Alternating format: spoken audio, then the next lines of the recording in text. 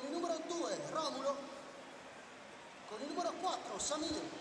Чао а тутти, рагazzi! Добро пожаловать в славный город Верона, буквально пропитанный историей, равно как и сегодняшний стадион, место действия Марко Антонио Бентигоди. Именно в честь него была названа арена, на которой свои матчи, домашние матчи, проводит футбольный клуб Верона. Сегодня в рамках старта воскресной программы 24-го тура чемпионата Италии команда под руководством Луиджи Дель Нери принимает миланский Интер. Большой соперник сегодня у Вероны, но Верона постарается плясать от себя. Сказал я про историю, можно тут и беговые дорожки также вспомнить и понять для себя в лишний раз, что этот стадион довольно-таки не нов, довольно-таки не оптимален в плане своей функциональной готовности. Понятное дело, что в Италии существует гораздо более современные арены, но в конце концов это тоже ведь часть истории, это тоже ведь часть местного колорита. Равно как частью истории стала и первая победа Вероны в текущем сезоне, которая случилась ровно неделю назад. Здесь же команда одержала первую победу над Аталантой. Была она одержана со счетом 2-1. Верона победила, Силигарди и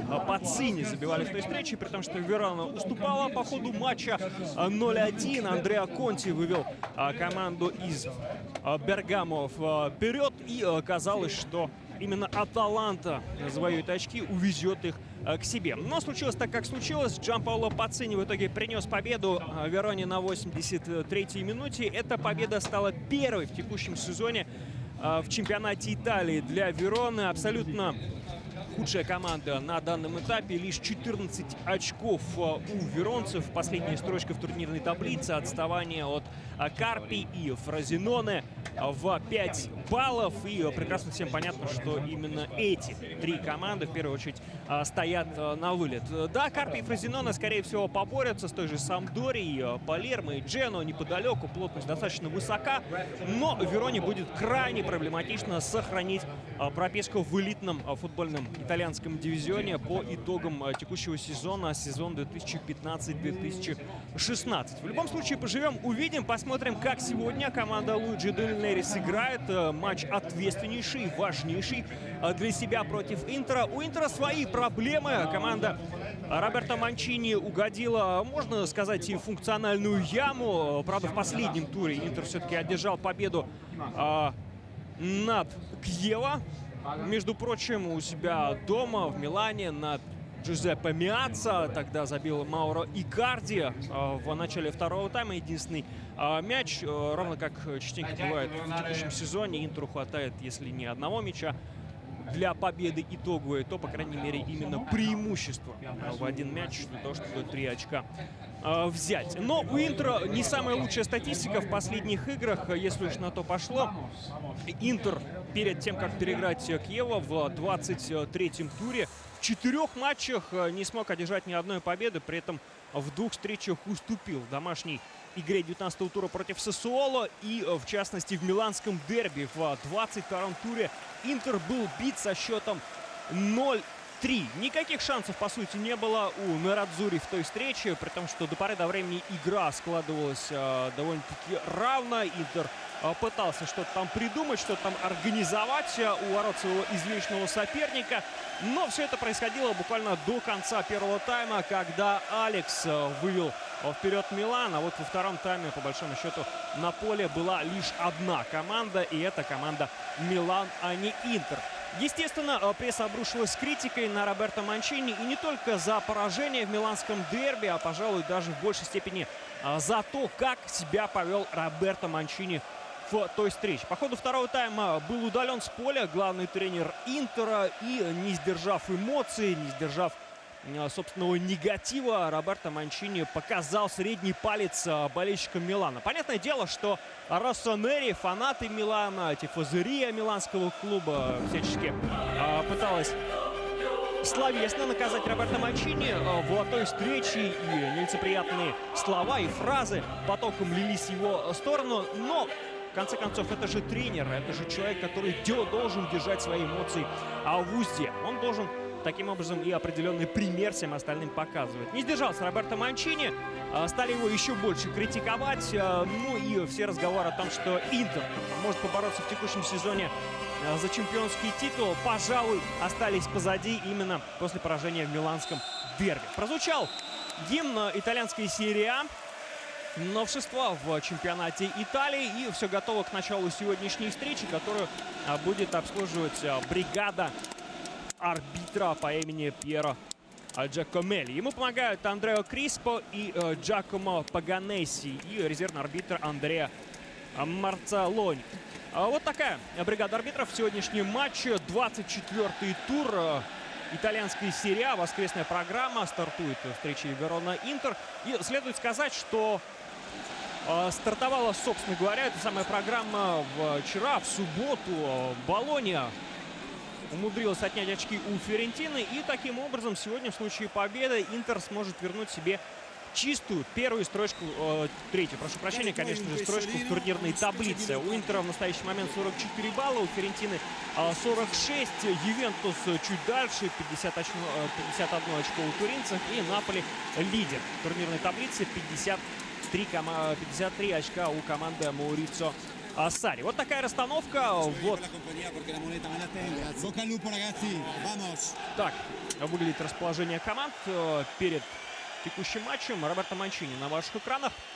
Его сегодня не раз будут показывать режиссеры сегодняшней встречи, но, разумеется, и легенда миланского Интера Хавьер Дзанетти тоже на трибунах. И все готово к этой встрече. Луиджи Дель Нери на ваших экранах. Ваш сегодняшний комментатор Дмитрий Жичкин. И не сомневаюсь я, что в ближайшие полтора часа мы станем свидетелями любопытного футбола. Лука Тони и Джанпаоло Пацини, разумеется, на острие атаки у хозяев поля. Журналисты ведущего итальянского спортивного издания «Ла Газзета делла Спорт» допустили лишь одну ошибку в определении стартового состава Вероны. Предполагали они, в частности, что Эммануэльсон появится с первых минут, но он сегодня в запасе у хозяев поля. Раз уж стал называть некоторые персоны из состава Верона, давайте тогда полностью пробегусь по составу стартовому хозяев поля. В воротах номер 95 Пьерлуиджи Галини. Далее оборона. Номер 3 Эрос Пизано. Номер 6 Микеланджело Альбертаци. 18 Вангелис Морас. Номер 5 Филипп Хеллендер. Пара центральных защитников Хеллендер и Морас. И, соответственно, Альбертаци с Пизано по краям. Пизано справа, Альбертаци слева.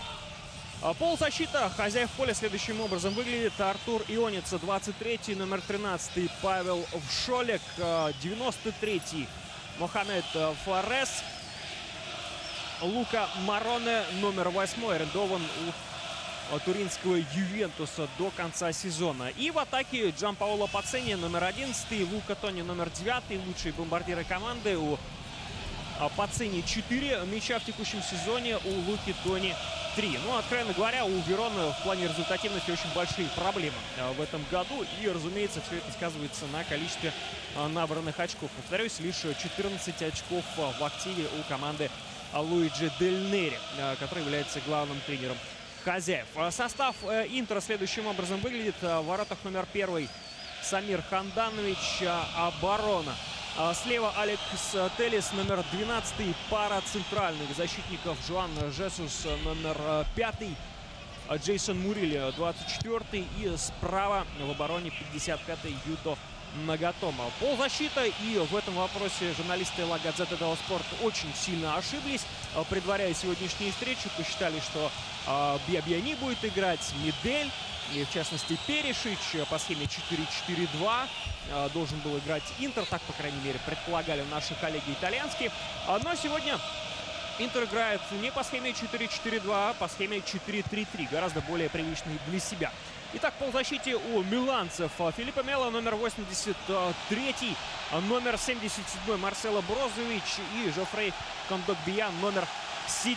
В атаке на острие Мауро Икарди, номер 9. И по краям инсайдов будут сегодня исполнять Родриго Паласио, 8 и Эдер, 23. Главный тренер Роберто Манчини. Первый полумомент возникает у ворот Самира Хандановича. Лука Тони пытался добраться до мяча, но сделать это итальянскому ветерану, одному из лучших голеадоров в истории кальчио, в истории серии А, к сожалению, для хозяев поля не удалось. Вспоминал я о том, что Верона одержала первую победу в текущем сезоне в матче последнего тура над Аталантой. Именно Пацини, повторюсь, стал человеком, который помог Вероне 3 очками разжиться впервые в этом сезоне. Ну и помимо того, было удаление в составе у Аталанты в той встрече. В начале второго тайма Букари Драме получил вторую желтую карточку. И, соответственно, команде из Бергамо было очень непросто по ходу второй 45-минутки сопротивляться. Получилось так, как получилось. Верона, между прочим, благодаря той победе продлила свою беспроигрышную серию до 4 матчей. Вот так бывает, оказывается. Пусть команда и худшая в чемпионате, безоговорочно и четкое последнее место в турнирной таблице, но 4 матча без поражений тоже заслуживает уважения. Быть может, эта победа станет отправной точкой для команды Луиджи Дель Нери. Почему бы, например, и сегодня очками не разжиться. Тем более, что Интер далеко не самый стабильный футбол в последнее время показывает. Самир Ханданович должен сыграть. Теля составляет ему мяч. Голкипер Интера спокойно переводит его направо. Нагатома. Никуда пока не торопится Интер, прекрасно понимая, что именно он является безоговорочным фаворитом. Даром, что игра для Интера сегодня на выезде. Понятное дело, что именно миланцы большую часть времени будут контролировать мяч. Хотя команда Роберто Манчини — это не та команда, которая делает ставку на владение мячом. Интер старается действовать на скорости, старается стремительно проводить свои атаки. Не всегда это получается. Но текущий сезон в определенном смысле можно считать вкатывающим для состава актуального миланского Интера и для перспектив того же самого Роберто Манчини. Правда, очень сильно того критикуют в последнее время и, наверное, по делу. Ведь по началу сезона казалось, что именно Интер будет едва ли не основным претендентом на Скудетто в ситуации, когда, прямо скажем, забарахлил Ювентус в старте чемпионата, да и Наполи тоже смотрелся не лучшим образом. Рома и Интер были лидерами по ходу сезона в начале чемпионата. В первых турах очень зрело осмотрелся Интер, и Рома, и игру неплохую демонстрировали, очки регулярно набирали. Но затем случился спад, потом стало понятно, что и Наполи как следует сыгрался и набрал форму. Стало понятно, что и Ювентус уже добирает очки.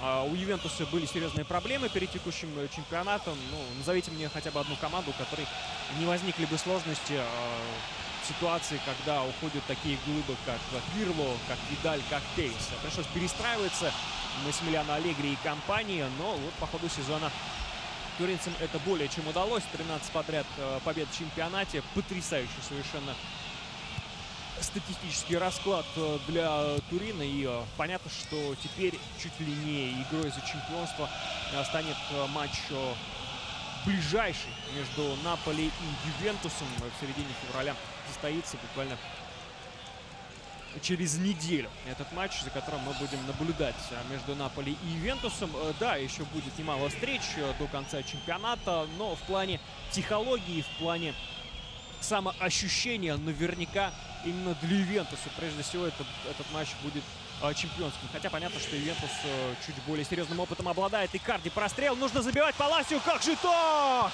Моментище и удар еще один следует по воротам хозяев. Да, в первую очередь следует, конечно же, благодарить Пьерлуиджи Галлини. Он спас свои ворота, но ведь и передача Мауро Икарди практически на линию вратарской была потрясающей. И в плане мысли, понимания игры, да и в плане исполнения тоже. Родриго Паласио каким-то фантастическим образом не наказал соперника за промашку в обороне. Но ведь зато Галлини здорово сыграл и таким образом предотвратил верный гол. Вполне счет мог бы стать 0-1, и, пожалуй, он должен был становиться таким, но вот не повезло. Не повезло в этом эпизоде Интеру, повезло Вероне. Может быть, это станет частью успеха хозяев поля. Ну, в любом случае, Интер играет сейчас с преимуществом. Подача. Не самая лучшая подача, и Морос предотвращает доставку мяча уже в свою вратарскую площадь на 8-й минуте. Угловой удар последует. Родриго Паласио бил, казалось бы, наверняка, но мог гораздо проще положить мяч на исполнение левой ногой в дальний угол, и тогда Голлини совершенно точно до мяча не добирался бы. Еще один стандарт мы увидим у ворот хозяев поля. И снова Морос. Греческий защитник отправляет этот мяч на угловой. Подача. Выигрывает вверх Милан. И счет становится 1-0 в пользу Интера. Классный удар Джейсона Мурильо. Пришел центральный защитник гостей на стандарт. Роберто Манчини, есть от чего порадоваться. Очень легкое начало получается для его команды. Минуту назад Интер должен был выходить вперед, но выходит прямо сейчас. Уже фактически на 9-й минуте. Хорошая подача в штрафную, не менее хороший классный удар головой. Выигрывает борьбу практически у трех защитников сразу Джейсон Мурильо и отправляет мяч не то чтобы в угол, но с очень неприятной траекторией для Пьерлуиджи Голлини. С отскоком от газона мяч попадает ему в руки, и не хватает внутренних сил голкиперу хозяев, чтобы этот мяч снова перевести на угловой. 0-1. Вот такое начало. Быстрый мяч. И я думаю, что были абсолютно правы те, кто предполагал, что сегодняшняя встреча будет голевой. Причем быстрый гол следовало ожидать. Пацини. Передача вперед. На Шолика.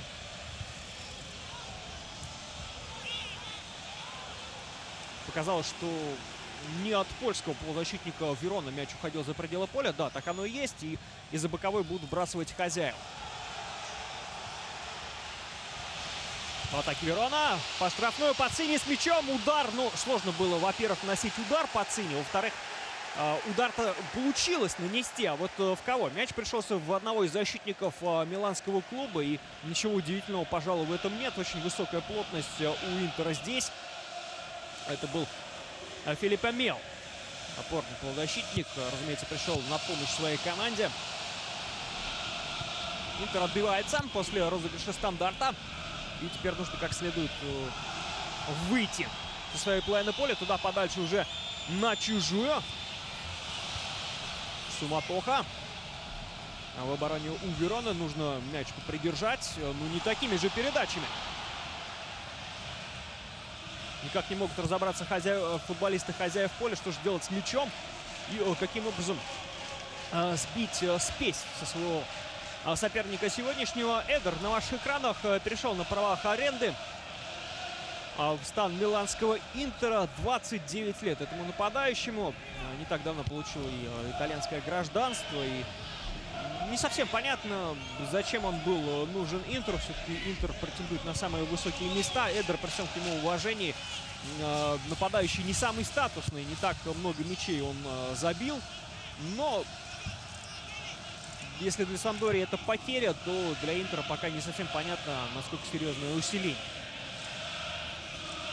С другой стороны, требовать сразу с листа какой-то выдающейся игры от этого форварда, наверное, не следует. Должно пройти время. В конце концов, в его соглашении с миланским клубом есть пункт об обязательном выкупе контракта. Но все это случится, если Эдер наберет определенное количество очков, проведет определенное количество встреч в составе миланского клуба. Еще раз нам показали повтор. Взятие ворот хозяев поля.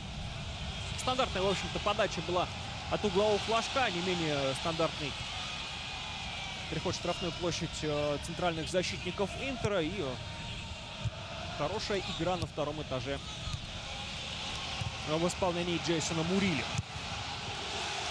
А вот теперь угловой будет у ворот Интера. Тот самый Мурильо отправляет мяч за пределы поля. Показалось, что партнеры ему не подсказали. Вполне мог Мурильо мяч обрабатывать. И гораздо проще играть. Совершенно не обязательно было пожарить. И будет очень обидно миланскому клубу, если Верона чего-либо добьется с этого стандарта. Верона добивается 1-1. Фантастика! Красавцы! Красавцы футболисты Вероны! И ведь это забил, я так понимаю, Вангелис Морос. Хотя нет, это не Морес, это Филипп Хеллендер. Так или иначе, это центральный защитник хозяев поля. Вот так. Один центральный защитник несколько минут назад пришел и наказал Верону. Другой центральный защитник пришел и спустя несколько минут наказал Интер. И какие вопросы могут быть Хандановичу? По сути, никаких. И что самое забавное, Хеллендер, равно как и Джейсон Мурильо, выиграл борьбу, по сути, у 3 защитников соперника. Удивительно. Удивительная картина. Зеркальный абсолютно получается гол. Вот такое начало. И абсолютно, видимо, правы были те, кто ставил на так называемый тотал больше в этом матче. Для тех, кто не владеет букмекерской терминологией, скажу, что стандартный тотал больше — это больше 2 забитых мячей. То есть от 3 и, соответственно, более того.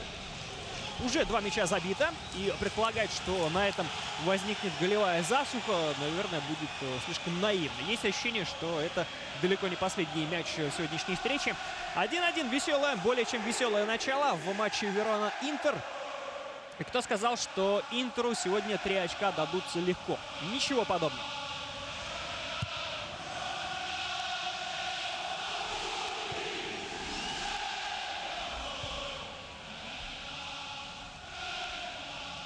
В матче первого круга в 5-м туре Интер на Джузеппе Меаццо в Милане одержал победу со счетом 1-0. Причем единственный мяч тогда забил Филиппе Мело.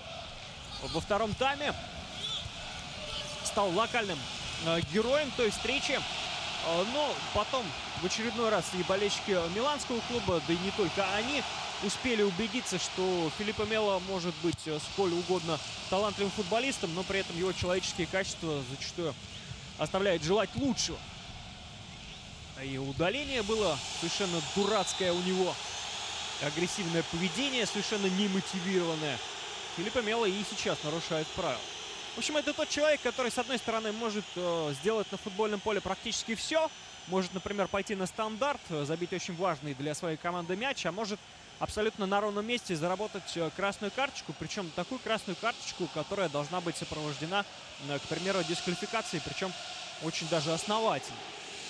Порой не контролирует собственные эмоции, собственный негатив, собственные нервы бразильский опорный полузащитник. И все это выливается для миланского клуба очень серьезными проблемами. 30 с лишним метров до ворот Самира Хандановича. Штрафной удар. И у мяча Мохамед Фарес. Мауро Икарди на правах капитана. 22-летний нападающий Интера.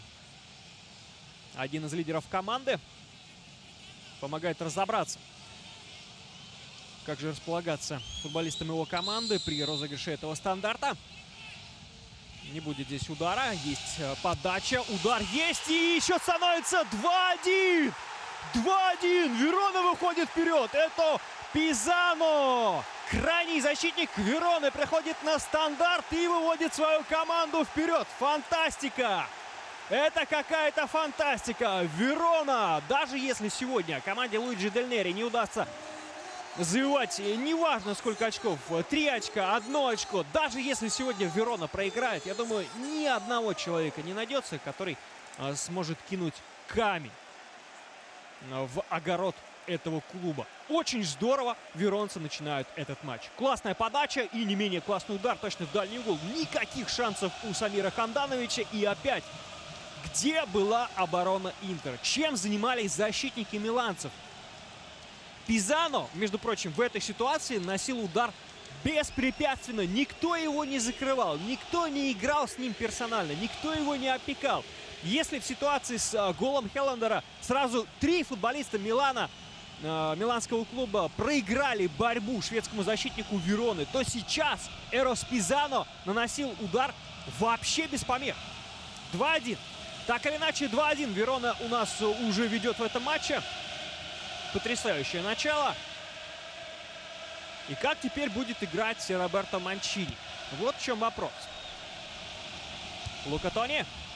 Ну, это не то чтобы скидка, это попытка сделать скидку на партнера. Тем не менее, продолжается атака Вероны.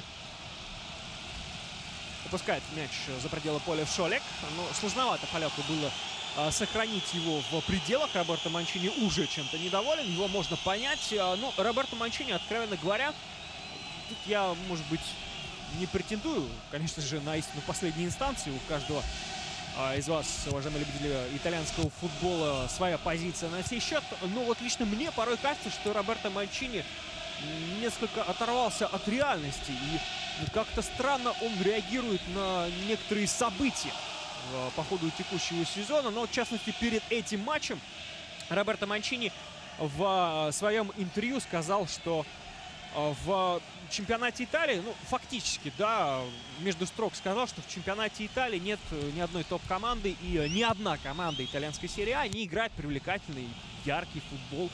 Он сказал следующую вещь. Есть 4 или 5 команд в мире, которые играют в хороший футбол. Это те команды, у которых звезды в составе. И перечислил: Бавария, Барселона, Манчестер Сити, Реал и Пари Сен-Жермен. Вот лично у меня возникает ощущение, что Роберто Манчини, если и видел, например, матчи чемпионата Испании, то совершенно точно последние игры Реала, уже после того, как Зинедин Зидан сменил на тренерской скамье Рафаэля Бенитеса. Потому что до того, как Зидан возглавил Реал, было не очень-то понятно, во что Реал играет. И никакой красотой, мягко говоря, там не пахло.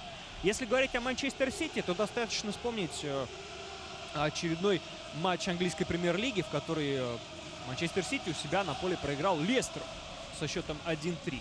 Где там была красота, где там была эффектность, какая-то сила, лично мне не очень понятно.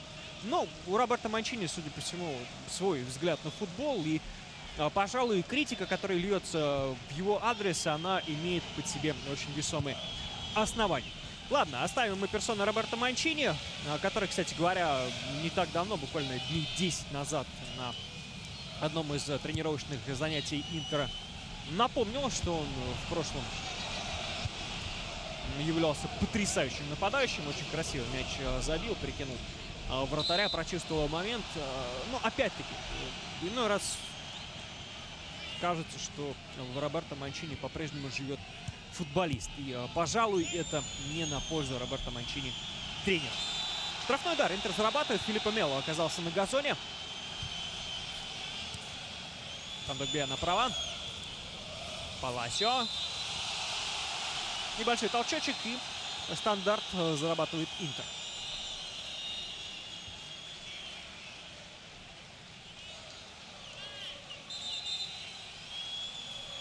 Сегодня, пожалуй, будет не хватать Йоветича Интеру, хотя в последних турах ротация, которую устроил Роберто Манчини, в составе выбирал он между Йоветичем и Икарди, при том, что именно Икарди является лучшим бомбардиром команды. 9 мячей у него, и, кстати говоря, Икарди 50-й мяч забил в прошлом туре в 109 играх за миланский клуб. И в этом вопросе он, между прочим, опережает график великого Роналду.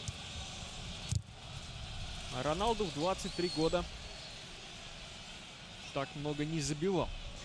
И при этом в Интере ему понадобилось чуть больше матчей, чтобы забить 50 мячей. Хавьеру Дзанетти есть над чем призадуматься. Интер, мягко говоря, не лучший футбол сегодня демонстрирует. И свидетельством тому 2 пропущенных мяча. Но играть еще в вагон и малую тележку, еще 70 минут и добавленное время. Плюс ко всему у Интера будет возможность, вне всяких сомнений, ход игры перевернуть. Но вот пока не совсем понятно, за счет чего миланский клуб сможет перестроиться. Да, команда Роберто Манчини мяч контролирует. Вот сейчас перевод очень даже неплохой на Икарди. Вперед пошла передача, подача, удар.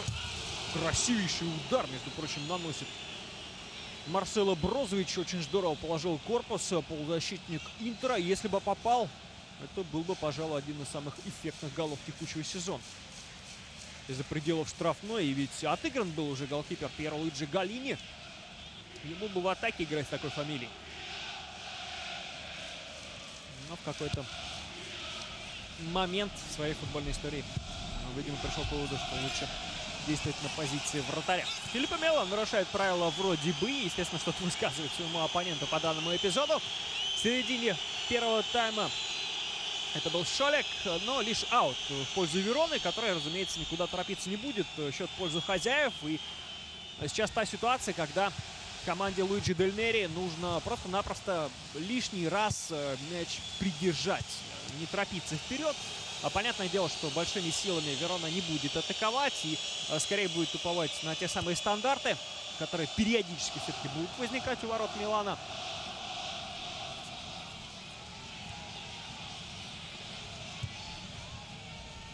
Вы уж извините, что Интер я периодически называю по месту базирования, да, Милан, потому что есть еще один Милан в чемпионате Италии, полноправный Милан, но я думаю, что и так понятно, о чем речь. Галини выбивает мяч на половину поля соперника. Лука Тони борется, ставит не только корпус, но и руку на всякий случай в борьбе с Алексом Тересом. Мне показалось, что было нарушение правил, но арбитр посчитал иначе. В любом случае, Интер уже на половине поля соперника. Попытаются гости быстро атаку провести, но ничего не получается в этом смысле. Эдер мяч теряет. И пока у Эдера ничегошеньки толком в составе миланского клуба не получается. Да, Тони Телесу заехал локоточком, причем в лицо. И вполне арбитр мог бы здесь и желтую карточку дать, но, по крайней мере, штрафной удар назначить. Но решил рефери, что не было здесь никакого контакта. Ошибся арбитр.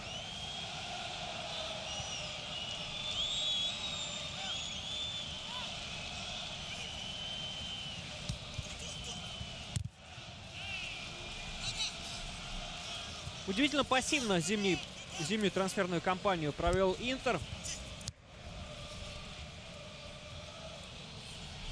Вот из Самдори взяли Эдера в аренду. По большому счету ничего серьезного помимо этого трансфера у миланского клуба не произошло. При этом Гуарин был продан в Китае, в Шанхай Шиньхуа. Ну, китайский чемпионат вообще в этом смысле зажег зимой. Опередил даже английскую премьер-лигу по тратам, по деньгам, которые в итоге заплатили китайские футбольные клубы. Настоящий бум футбола в этой азиатской стране. Денег много. Почему бы и не приобрести классных футболистов? И Гуарин уехал, и Жервиньо из Ромы уехал в Китай, и Рамирес из Челси. Много, очень много футболистов ярких. И тот же Алекс Тейшейра из Шахтера, которого половина футбольной Европы хотела видеть у себя, и причем за очень приличные деньги. Но в итоге перебирается он под небес. Уже перебрался. Что-то подсказывает, что и летом китайские клубы тоже будут проявлять активность на трансферном рынке. Ну, по крайней мере, уже говорится о том, что далеко не только футболистов китайцы собираются приобретать в Италии, но и, например, другой клуб из Милана, Милан. Велика вероятность того, что будет приобретен китайскими инвесторами в самое ближайшее время. Ну, разговор об этом ходит давно, о том, что Берлускони собирается продавать Милан. Ну, уже лет 5 как продает, и пока все это не приводит к конкретным действиям. Ну, если понаблюдать за тем, как китайцы орудуют на трансферном рынке в последнее время, то, пожалуй, удивляться не следует тому, что, например, Милан окажется китайским в ближайшей перспективе. Нагатома. Кондобия. Телес. Паласио.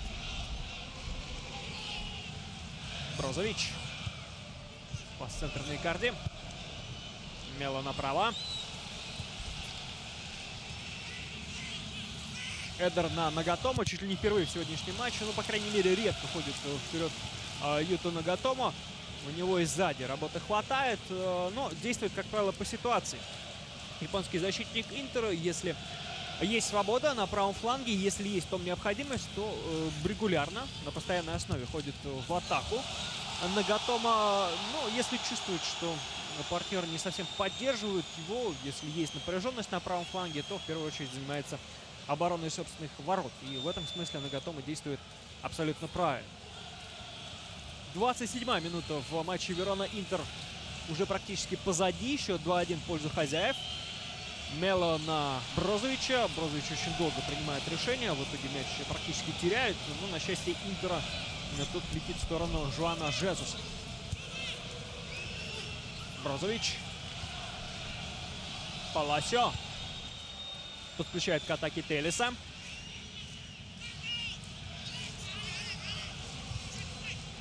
Пара финтов бразильского крайнего защитника Интера ни к чему толком не приводит, но штрафной удар.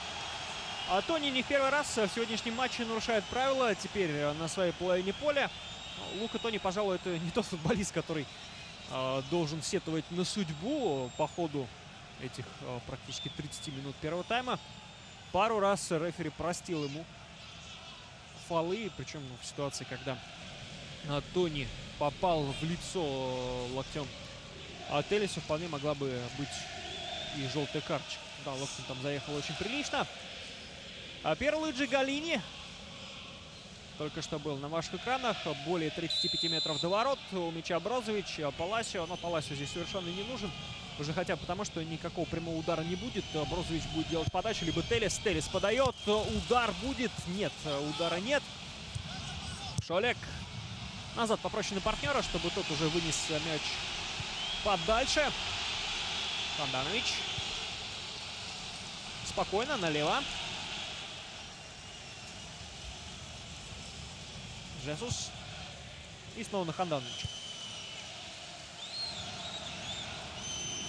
Мело.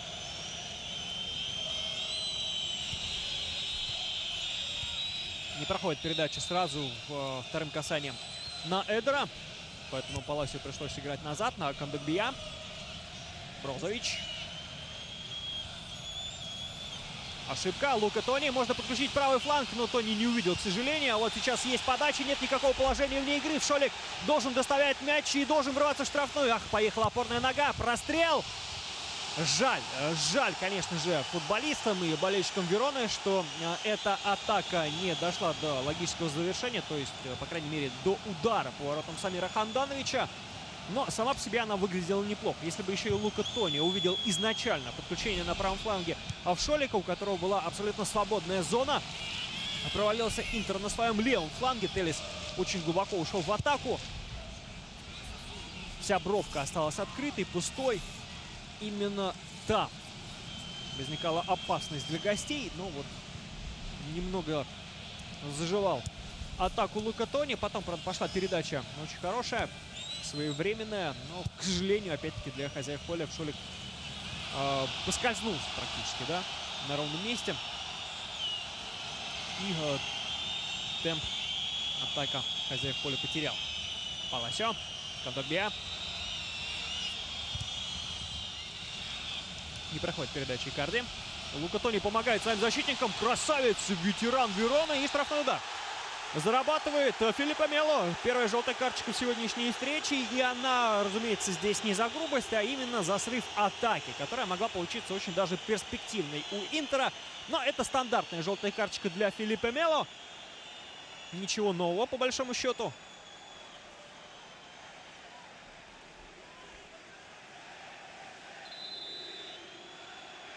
Никакой грубости здесь не было. Был именно срыв атаки.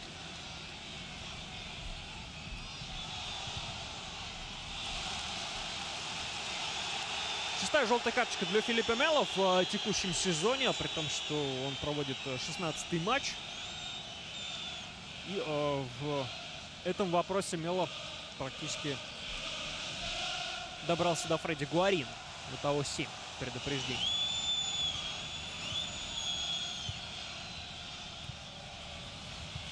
Ну, как я уже сказал, Гуарин больше за Интер не сыграет. Он отправился в Китай. Поэтому у Филиппе Мело есть шансы стать лучшим, в кавычках, по этому показателю.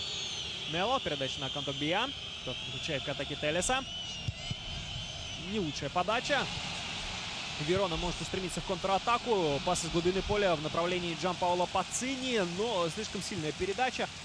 Мяч уходит за пределы поля. Пацини прекрасно понимает, что до мяча он не добирался. При этом что-то высказывает арбитру. Наверняка пытается подсказать боковому рефери, что был со стороны защитника Интера Либо толчок, либо захват футболки. Ну, не суть важно. Не суть важно, в общем, определенного рода контакт. На всякий случай. Это на будущее. Пацаны на опыте. И прекрасно понимает, что подобные разговоры порой приносят результат. Если не сейчас, то чуть позже. Нагатома. Ложный замах. Подавать уже сложно. Брозович, очень сильная подача. Родриго Паласио уже на противоположном фланге до мяча добирается. Алекс Телес. Высокая подача в штрафную. Рикошет. Удар Эдера. Мяч приходится в одного из защитников Вероны. Но арбитр посчитал, что не было никакого контакта мяча с футболистом хозяев поля. Поэтому и углового удара, соответственно, не будет. Пожалуй, соглашусь.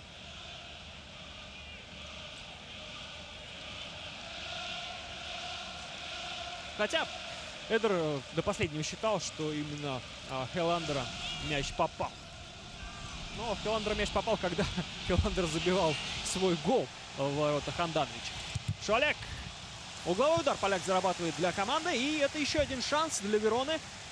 Мы уже успели убедиться в том, что команда Луиджи Дель Нери очень хороша на стандартах. По крайней мере, в этом матче.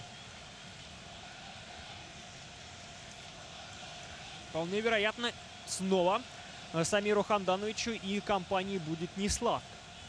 Очень странно разбирают соперника в штрафной площади защитники миланского клуба. В этом смысле нужно прибавить гостям. И ведь снова первым на мяче оказывается Хеландер.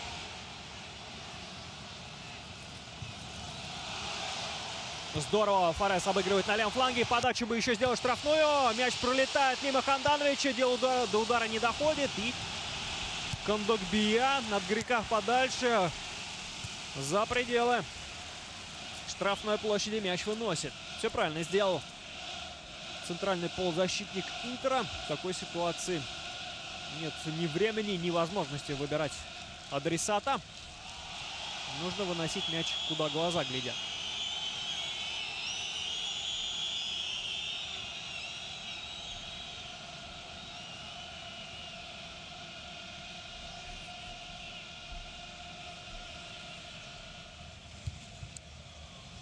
Мело выигрывает борьбу.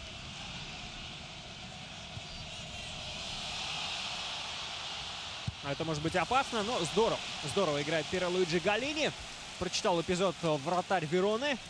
Понял, что не совсем дорабатывают защитники и на всякий случай ускорился. Не просто так этот выход в итоге случился. Очень хорошо разобрался вратарь хозяев поля. Не позволил Интеру воспользоваться перспективной ситуацией. Алекс Телес. Штрафная. Шолик правила нарушает. Это тоже может быть желтая карточка. Да. Еще одно предупреждение в сегодняшней встрече. Карточка также за срыв атаки. Опять-таки никакой грубости здесь не было. Но была возможность у Интера убежать вперед по левому флангу. Алекс Телес хороший ход набирал. А Шолик не успевал.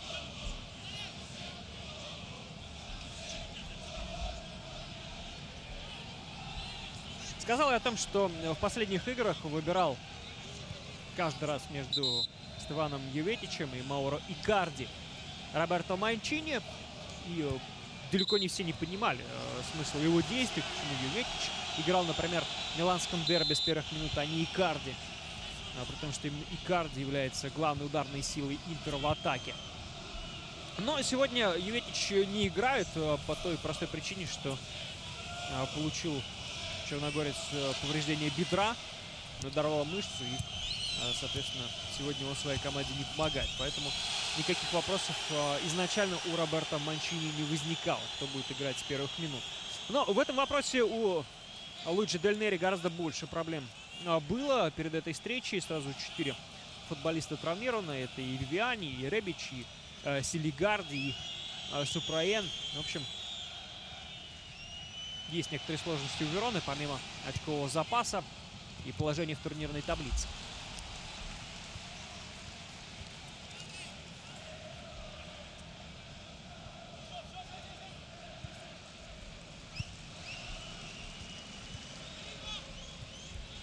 Кондогбия.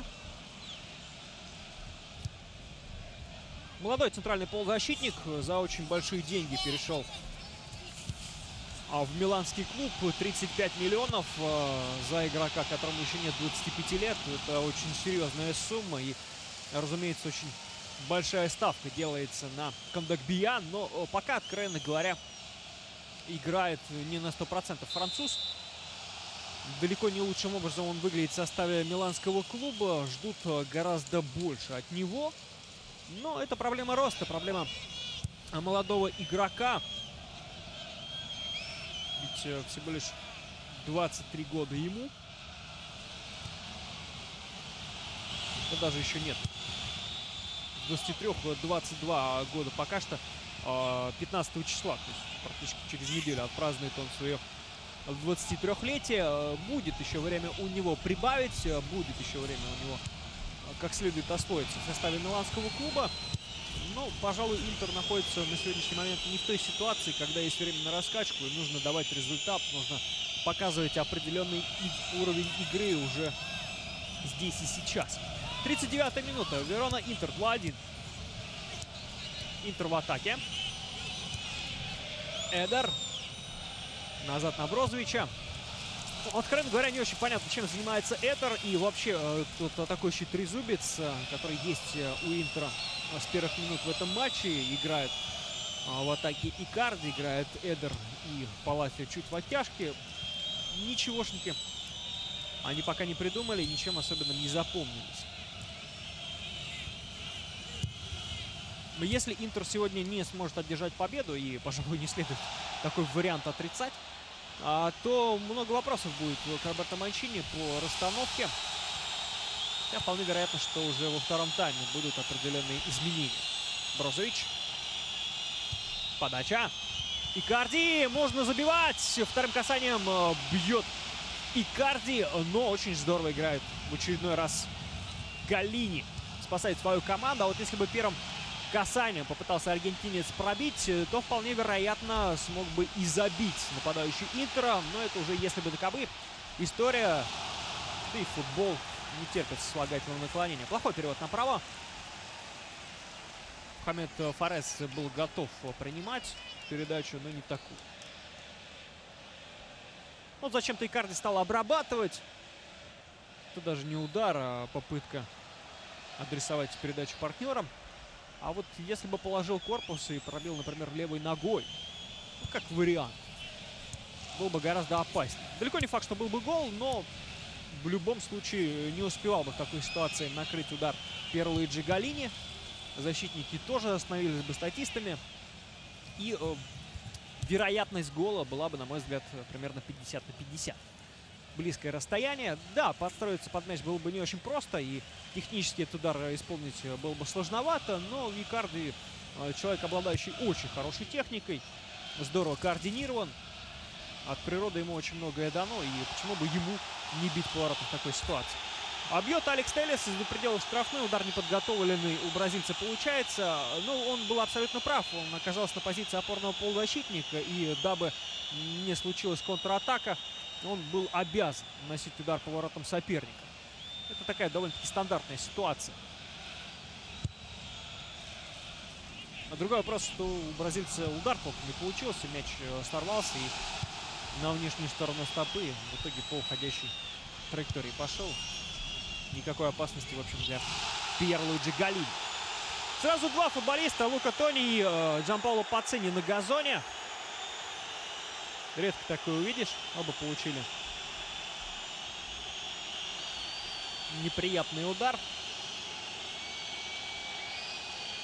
Но, к счастью, и тот, и другой игру продолжил. Сначала Мело правила нарушал, а потом еще и Жан Жесус пришел на помощь. Удивительно, да? Верона ведет в матче против Интера 2-1, а Лука Тони и Джанпаоло Пацини ни одного удара толком по воротам соперника не нанесли.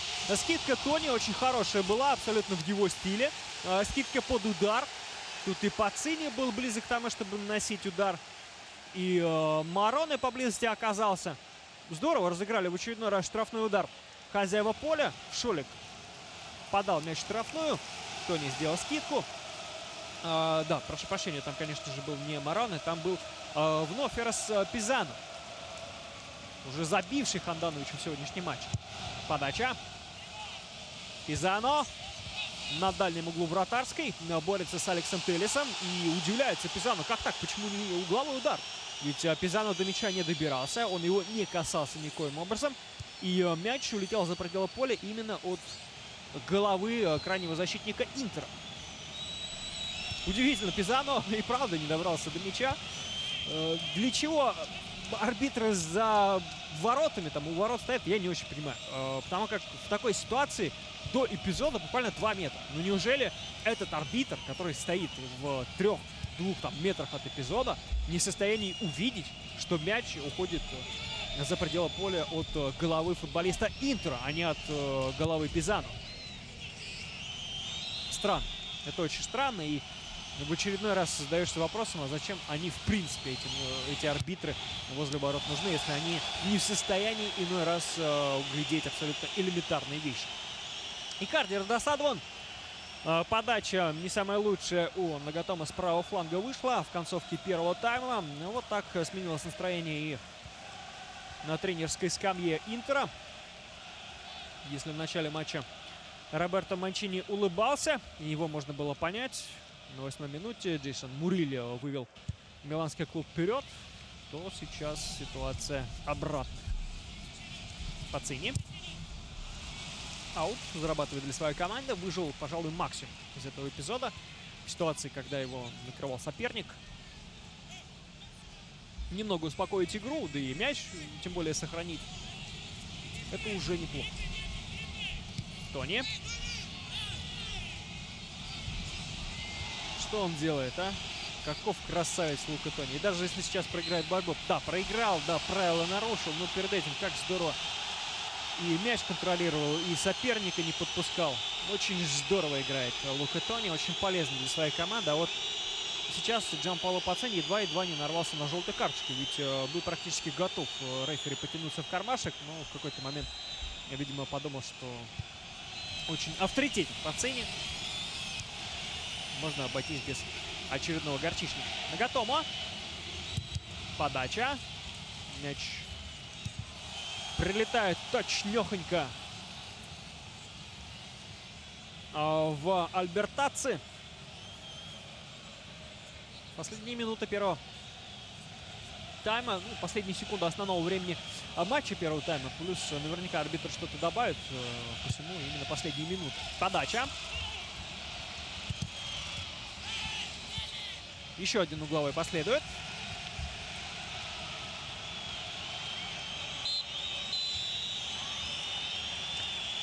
Все, решил рефери ничего не добавлять, при том, что были остановки по ходу стартовых 45 минут. Отличная атмосфера на трибунах стадиона имени Марко-Антонио Бентигоди. И все это прекрасно понятно. Ну, разумеется, футболисты Интера недоумевают, как так? Мог бы уж минутку добавить, чтобы разыграть еще один угловой. Вполне вероятно, что со стандарта что-нибудь Интер для себя да и выудил бы.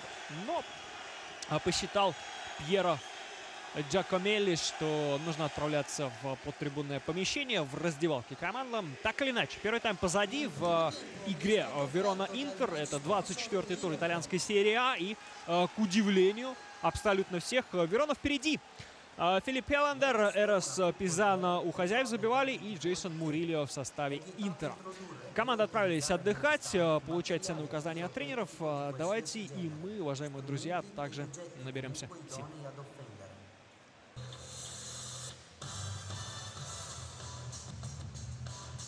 Возвращаемся в Верону, друзья, на стадион имени Марко-Антонио Бентигоди для того, чтобы засвидетельствовать уже второй тайм матча 24-го тура чемпионата Италии между Вероной и Интером.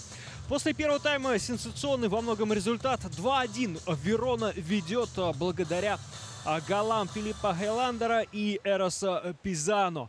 На 12-й минуте Хеллендер отличился, на 16-й минуте забивал Пизано. И это случилось уже после того, как Джейсон Мурильо вывел на 8-й минуте вперед миланский клуб. Более того, уже на первых минутах, минуте, по-моему, на второй, может быть, даже на третьей, Интер вполне мог повести в этом матче после классной передачи Мауро Икарди совершенно обязан был забивать Родриго Паласио, но с нескольких метров пробил точно в голкипера хозяев Пьер-Луиджи Галлини. Удивительная совершенно статистика первого тайма, и если говорить о цифрах, то в процентном соотношении владения мячом грандиозное преимущество у команды Роберто Манчини. 76-24. Практически без мяча играет Верона, но при этом Верона гораздо опаснее действует на стандартах. По сути, вся угроза воротам Самира Хандановича, она как раз-таки и исходит с угловых, со штрафных. Так были забиты оба мяча. Причем, что самое интересное, когда забивал Джейсон Мурильо, пришел на стандарт защитник Интера на угловой. Забивал он в борьбе сразу с тремя защитниками Вероны. То же самое, абсолютно зеркальный гол случился 4 минуты спустя, когда счет сравнял Филипп Эландер. Швед пришел на стандарт, также в борьбе сразу с тремя защитниками Интера. Выиграл вверх и послал мяч в ворота Самира Хандановича. А вот второй пока победный мяч в исполнении Эроса Пизано случился после подачи со штрафного. И тогда защитники Интера вновь не доработали. Крайний игрок обороны Верона пробил точно в дальний угол. На сей раз не было никаких шансов у Хандановича свою команду спасти. Он был лишь статистом, смотрел футбол в той ситуации. Но опять-таки к вратарю миланского клуба никаких вопросов быть не может. Уже хотя бы потому, что в той ситуации он был отыгран. 2-1 ведет после первого тайма Верона. Для тех, кто не в курсе, скажу, что в матче 23-го тура Верона одержала первую победу в текущем чемпионате. Переиграла она здесь же Аталанту со счетом 2-1. Первый успех для команды Луиджи Дель Нери, которая занимает последнюю строчку в турнирной таблице. Всего лишь 14 очков у Вероны. И замена уже в перерыве у миланского клуба. Филиппе Мело поле покидает, вернее, уже покинул. А если говорить правильнее, да, не появится в втором тайме. Он получил желтую карточку в стартовые 45 минут на 31-й. И вместо него появляется Иван Перишич. У него 44-й номер на спине. Ваш сегодняшний комментатор Дмитрий Жичкин. И я совершенно не сомневаюсь, что во втором тайме будет примерно столько же интересного, сколько мы успели увидеть до перерыва. До перерыва был очень зрелищный, эффектный, очень неординарный футбол в исполнении Вероны, который, повторюсь, действовал совершенно без мяча, но при этом очень здорово смотрелось на стандартах. И в перерыве режиссер трансляции показал интересную графику, тепловой эффект такой, да, своеобразный, который говорит нам о том, где чаще всего футболисты той или иной команды оказывались с мячом. И по этой графике было видно, что Интер контролирует мяч практически на всех участках поля, в то время как Верона играет, ну, по сути, без центра поля. Верона гораздо больше мяч контролирует в непосредственной близости от ворот соперника. И все это, повторюсь, происходит во многом благодаря стандартам. Удивительное дело, Верона забила 2 мяча в матче против Интера, но при этом ни Лука Тони, ни Джанпаоло Пацини не отличились. Такое тоже бывает, но я думаю, что болельщикам Верона абсолютно наплевать, кто сегодня забивает, лишь бы сегодня были набраны очки. Если и победа будет одержана, то это будет самый настоящий праздник для команды Луиджи Дель Нери. В атаке Интер, разумеется, полностью белой выездной для себя форме, в то время как Верона в своих традиционных цветах: желтые футболки, темно-синие гетры и темно-синие трусы. Желто-синие, опять-таки, футболки в полоску. Верона, равно как и Интер, также в полоску, но сегодня в горизонталь. Штрафной удар. Лука Тони в очередной раз заставляет фалить на себе. Главный арбитр сегодняшней встречи, еще раз его представлю, Пьеро Джакомелли, показал в первом тайме 2 желтые карточки. Одну из них Павел Вшолик получил на 36-й минуте. Филиппе Мело, как я уже говорил, на 31-й минуте. Но Филиппе Мело, как всегда, был абсолютно всем недоволен. И возникало ощущение, что в любой момент бразилец может удалиться. Не раз это было в карьере Филиппе Мело. И от греха подальше Роберто Манчини в том числе заменил опорного полузащитника. Но было понятно уже по ходу первого тайма, что не работает схема 4-3-3. У Интера нужно было насыщать среднюю линию, ну, по крайней мере, насыщать ее чуть более атакующим футболистом. Да, Перишич — это игрок, который в состоянии созидать, в отличие от Филиппа Мело, который может быть полезен на стандартах, но в целом по игре, если говорить о контроле мяча, а именно в этом вопросе Интер полностью превосходит сегодня своего соперника, Филиппа Мело не самый полезный футболист. И в этом смысле замена его на Перишича была абсолютно логичной и ожидаемой. Паласио оказывается на газоне. Давайте к составу я перейду. Начну опять с хозяев поля. В воротах номер 95-й Пьерлуиджи Галини. Далее оборона Эрес Пизано. Номер 3 Микеланджело Альбертаццо. Номер 6 Вангелис Морос. Номер 18 и Филипп Хеландер. Номер 5. Хеландер и Морос — пара центральных защитников. Альбертаццо слева, Пизано справа. Полузащита хозяев поля. Чуть левее действует Мохаммед Фарес. Номер 93 у него на спине. Лука Мароне, номер 8. Центральный полузащитник, еще один центральный полузащитник Артур Ионице, номер 23, румынский легионер. И правее действует польский хавбек Павел Вшолик, номер 13. И в атаке, соответственно, Джанпаоло Пацини, 11. Лука Тони, 9. Пока у нас еще один стандарт. Подача Алекса Телеса. Родриго Паласио был уже готов наносить удар по воротам соперника, но здорово играет в обороне Верона. И наблюдайте прямо сейчас. Создают искусственное положение вне игры. Хозяева поля, не понадобилось это делать. Джанпаоло Пацини. Не было там никакого нарушения правил. Ветеран контролирует мяч. Нужно же и партнера уже подключить. Но Пацини зарабатывает штрафной для своей команды. И главный тренер Вероны Луиджи Дель Нери. Состав Интера.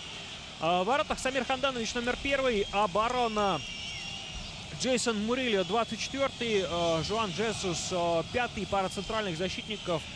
Слева в обороне Алекс Телес, 12. Справа Юто Нагатома. Полузащита. Марсело Брозович, 77. Иван Перишич, 44. Жофрей Кондогбия, 7. Так выглядит средняя линия у миланского клуба. И в атаке Мауро Икарди на острие, номер 9.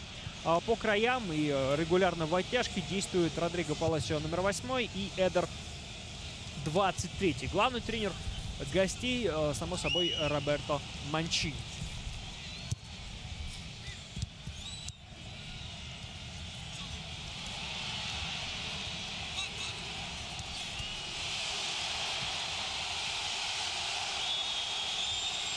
Шолик вроде бы не просто так оказался на газоне. Показалось не только ему, но и вашему сегодняшнему комментатору, что был фол со стороны Кондогбия. Да, и Кондогбия играл не в корпус в этом моменте, играл в спину. Вполне арбитр мог бы и штрафной удар назначить, но нет здесь стандарта.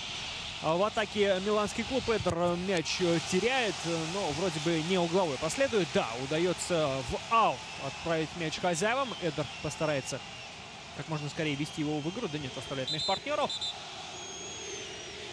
Подальше. Подальше нужно вводить мяч в игру. Удивительно. Обычно арбитр просит, наоборот, оттянуться к своим воротам.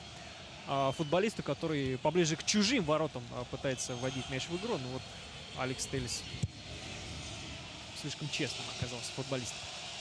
52-я минута и неудачная подача в очередной раз в исполнении Телеса.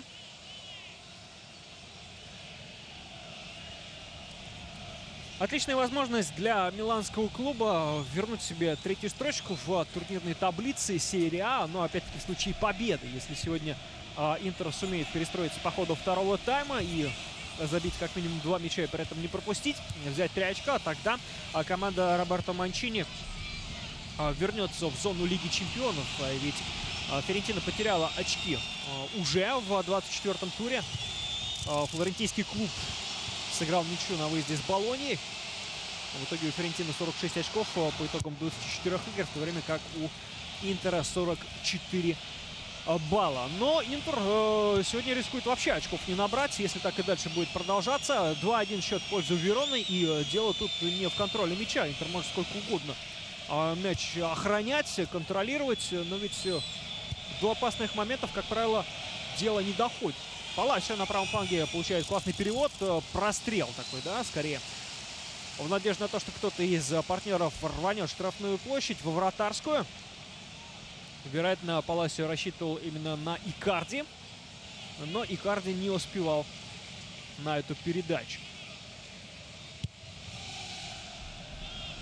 Для Вероны в случае победы ситуация внизу турнирной таблицы преображается, прямо говоря. У Вероны 14 очков было перед этим туром. В режиме реального времени команда Луиджи Дель Нери набирает 17. И, по сути, впереди Фрозиноне и Карпи. У этих коллективов по 19 очков, не так уж и далеко. Правда, все это все равно зона вылета. Для того, чтобы выбраться из зоны вылета, нужно еще примерно 7 набирать. У Самдории 24, у Палермо 25, у Дженоа 25.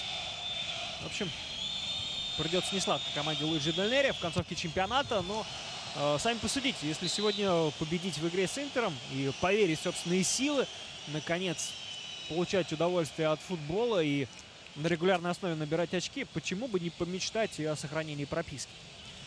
Есть такая вероятность, не будем ее исключать.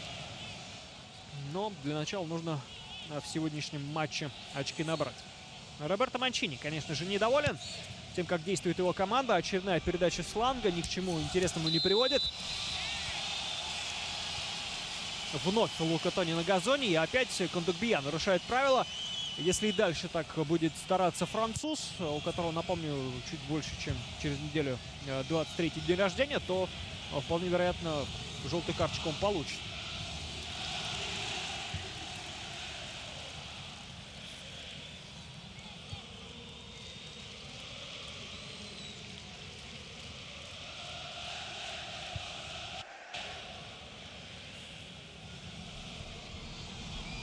Кто есть в запасе сегодня у Интера из способных реально усилить игру, прежде всего в атаке? Это и Адам Льяич.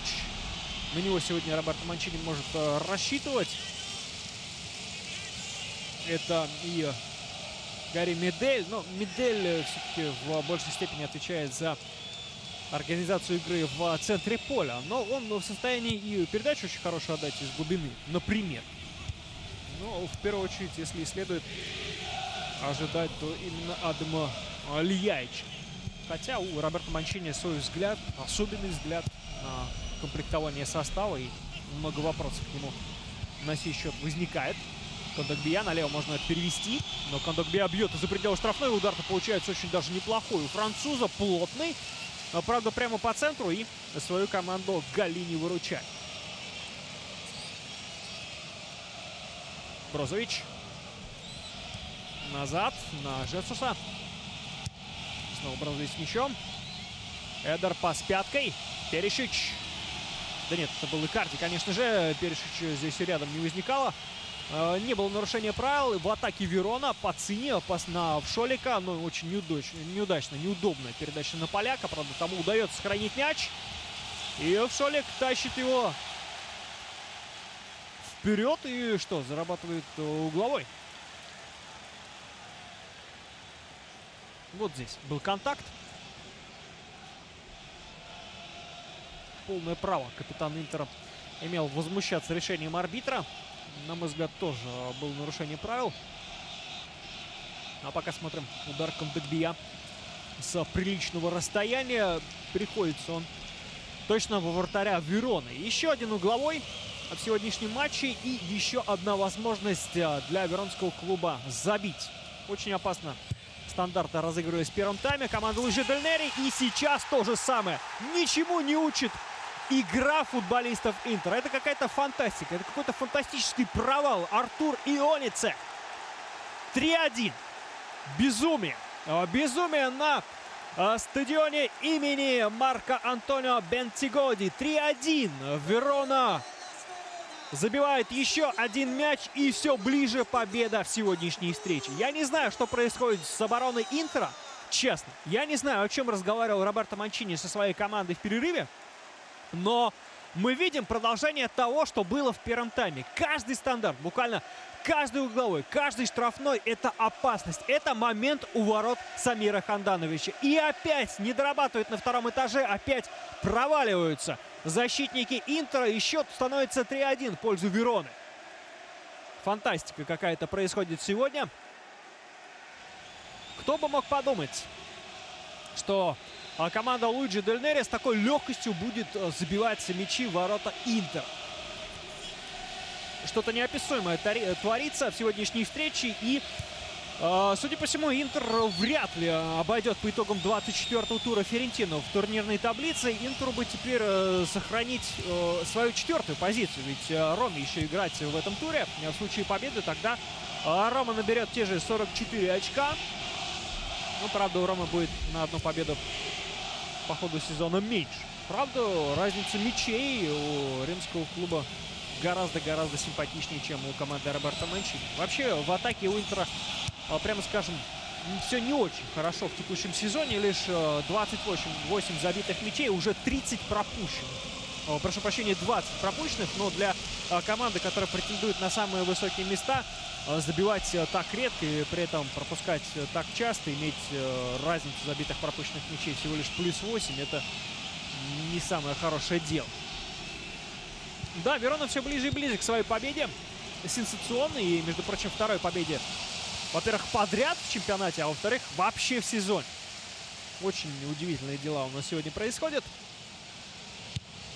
Но опять-таки, если сравнивать Интер с ведущими в настоящий момент командами Италии, тем же Наполи и Ювентусом, то, мягко говоря, сравнение будет не в пользу Роберто Манчини и компании. Вот сейчас, может быть, и красная карточка у нас возникнет. В сегодняшней встрече сдают нервы Кондокбия. Тут отчасти не прав и Форес. И арбитру нужно как следует поработать, чтобы утихомирить соперника.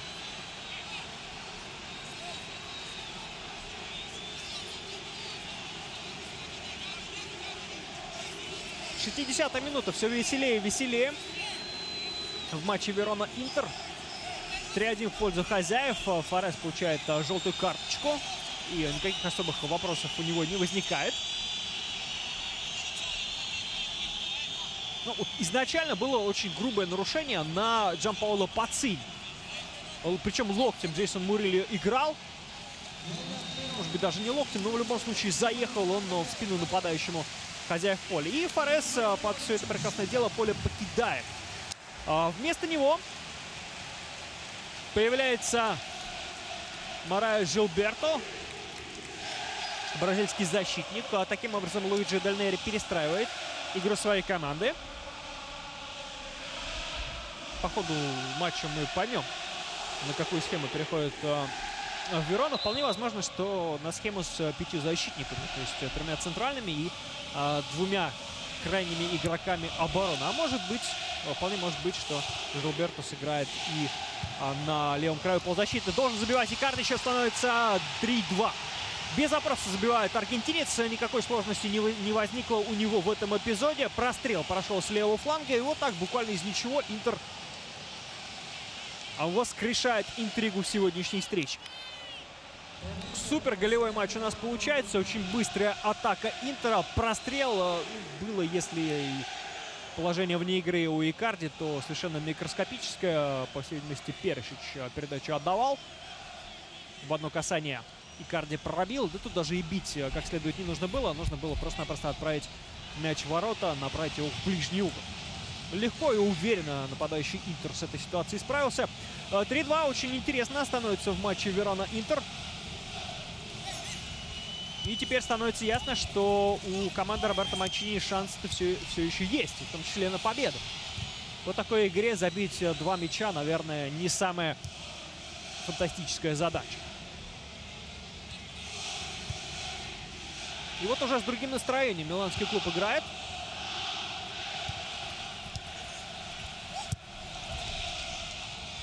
Эдер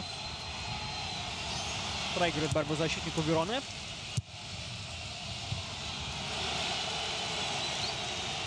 И аут в пользу хозяев поля.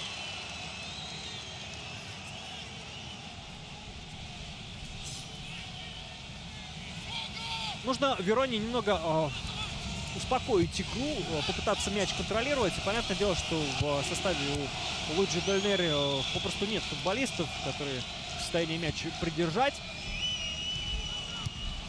Но в такой ситуации, когда Интер только что забил и, естественно, на хорошем эмоциональном, ну, относительно хорошем эмоциональном фоне действует, нужно попытаться, по крайней мере, ограничить возможность создания опасных моментов у своих ворот.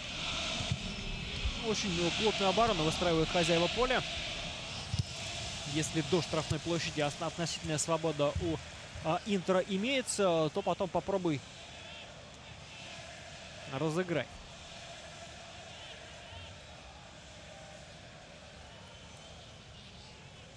В любом случае, все эти остановки, все эти микропаузы сейчас работают на Верону. И никуда торопиться Галлини не будет.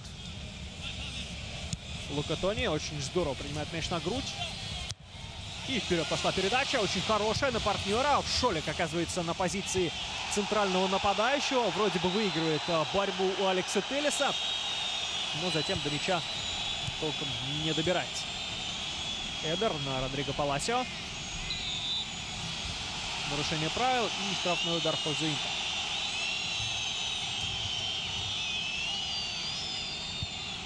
Альбертаци перестарался в борьбе.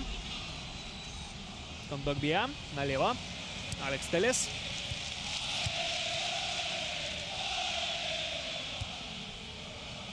Перишич. Брозович. Через центр играют футболисты Интера. Эдер направо. Давненько ждет передачи Нагатомо. Японец подключился к атаке по своему флангу. Перечич с мячом, пробрасывает его в правую от себя сторону и зарабатывает штрафной. Это шанс для Интера. Сегодня вообще сказочный матч получается с точки зрения реализации стандартов.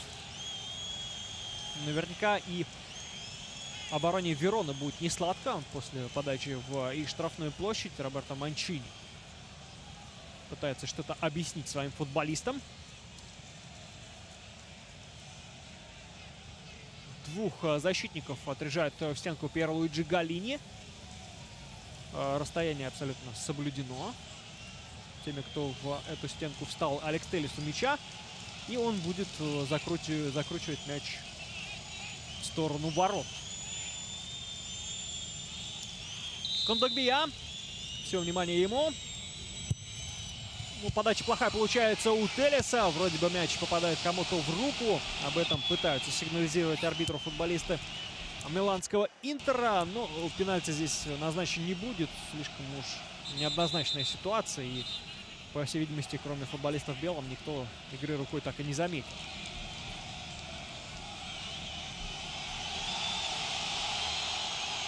Нагатому нужно как можно скорее выбрасывать мяч из-за боковой. Пока арбитр общается с Кондогбия и Пацини. Кондогбия. Телес. Пас на фланг на Перишича. Получает обратную передачу Телес. Мяч остается в поле. Можно и нужно играть. И Телес зарабатывает угловой удар. Огромное количество стандартов.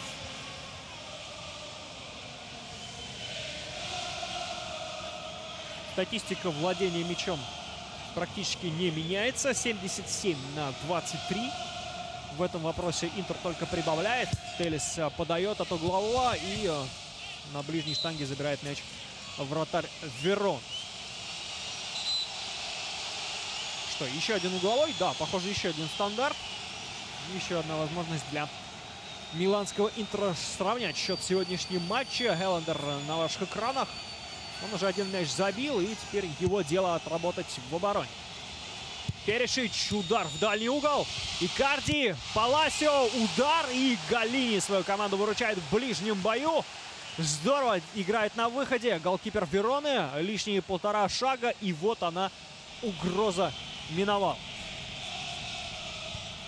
Жесус. Перишич. Приходится ему играть в центр на Мурильо. Тот чуть правее. Нагатомо. Вот он, Перишич. Эдер очень глубоко назад оттянулся. Кондогбия может отдать пас на Брозовича. У Брозовича есть вариант на левом фланге, но разворачивает игру Марсело. Какая-то странная передача в центр. Она ведь изначально не проходила на Эдера, но тем не менее Интер продолжает мяч контролировать. Нагатомо. Пас направо. Родриго Паласио смещается в центр. Паласио уже практически в штрафную, но слишком далеко. Мяч отпускает от себя, и опасность для обороны Вероны миновал. Тем временем замена. Еще одна замена в составе у хозяев поля. Вместо Луки Тони, который очень прилично сегодня поработал. Много борьбы выиграл, много скидок на партнеров сделал. На поле появляется нападающий другой. Хуанито Гомес. Лука Тони заводит своего одноклубника, мол, давай, дружище, не подведи. Мы-то пока впереди.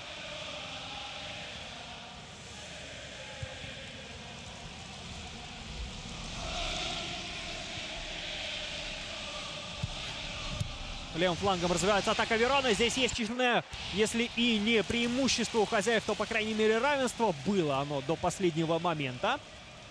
А здесь и Пацини оказался, и Хуанито был поблизости. В общем, была возможность разыгрывать мяч, комбинировать. Хуанито. Первое касание аргентинца в сегодняшнем матче. Неудачная подача в штрафную. Пацини. Заброс туда поближе к вратарской. И угловой удар. Между прочим, угловой удар разрабатывает Верона. Уж не знаю, что следует говорить Роберто Манчини своим футболистам, но если и сейчас, не дай бог, для миланского клуба будет забит мяч, то можно будет вообще заканчивать этот матч, уходить и заканчивать с футболом.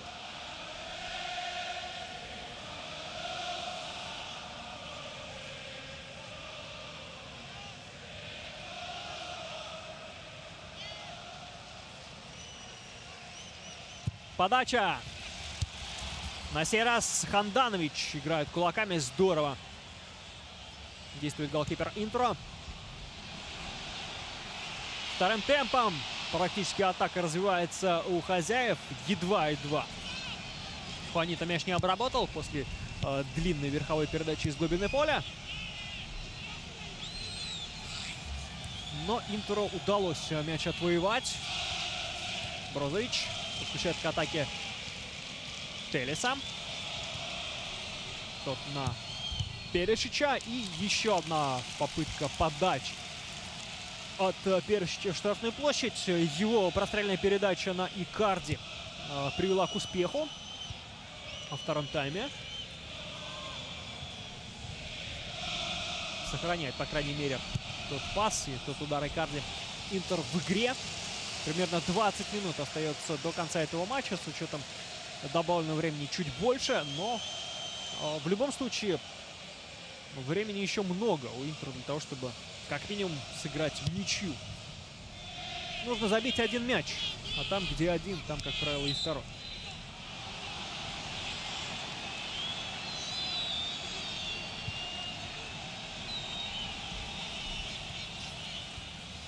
Хуанито правило нарушил в борьбе с Кондогбия. Подтолкнул француза в спину. Мурильо направо, Нагатомо.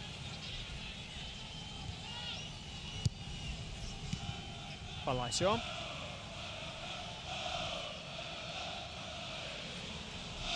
Нагатомо устремился вперед по своему правому флангу. Ждем от него подачи. Пытается японец доставить верхом мяч в штрафную площадь соперника, но на пути мяча Альбертаци. Крайний левый защитник Вероны. Он то ли своей спиной, то ли своей пятой точкой полет мяча прерывает. Тем не менее, Интер продолжает атаковать. Кондогбия. Мягкая передача в штрафной, и мяч попадает в руку Икарди. Пацини и Ханданович. До последнего пытался прессинговать Пацини и оборону Интера, и в том числе голкипера. Но в известной степени этот прессинг был бесперспективен. Да, случилось попадание мяча в локоть Мауро Икарди. Арбитр все прекрасно видел. Если бы Икарди продолжал мяч контролировать, наверняка последовал бы свисток. Но так как впоследствии мяч улетел в поле, и им завладели футболисты Вероны, игру арбитру не пришлось останавливать. Забиты мячи. Повторы ярких эпизодов. Повтор, в частности, классной передачи Перешича с левого фланга и не менее классного удара Икарди в ближний угол.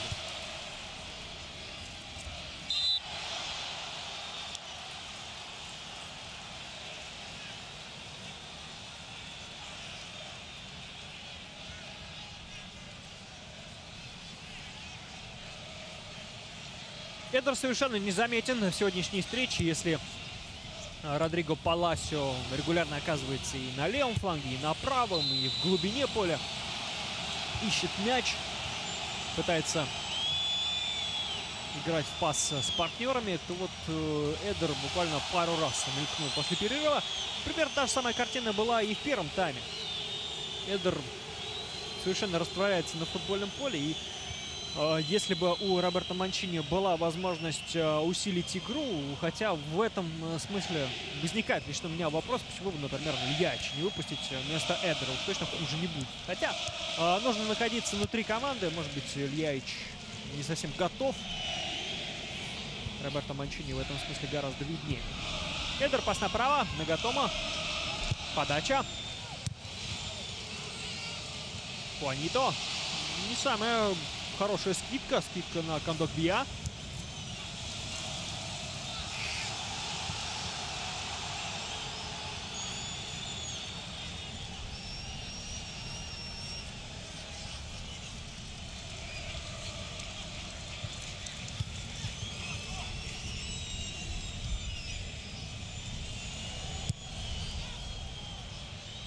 Брозович подключает Телеса. Едва тут обрез не случился у гостей.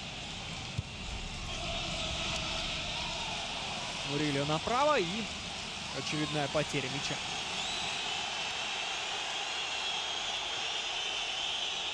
Да, Хуанито влетел в Нагатома, но уже после того, как мяч предела поля покинул. Понятное дело, что японскому защитнику досталось в этом моменте. Но вряд ли это тянуло на штрафной удар. Брозович. Пас на Кондогбия. Тут слишком сильно отправляет мяч вперед в свободную зону, куда вроде как должен был врываться Эдер, но нужно было пас отдавать гораздо мягче.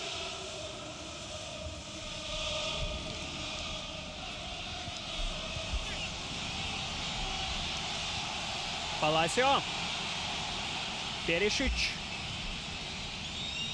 Телес.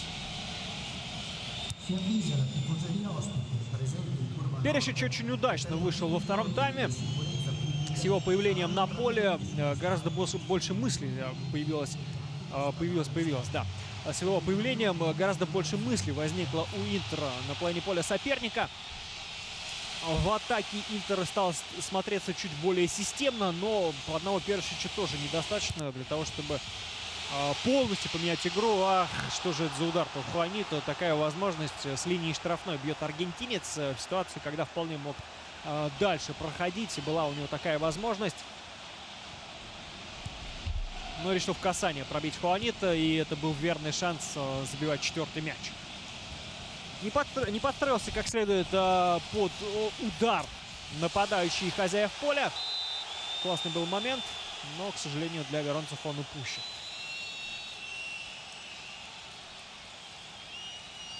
Алекс Телес получает желтую карточку.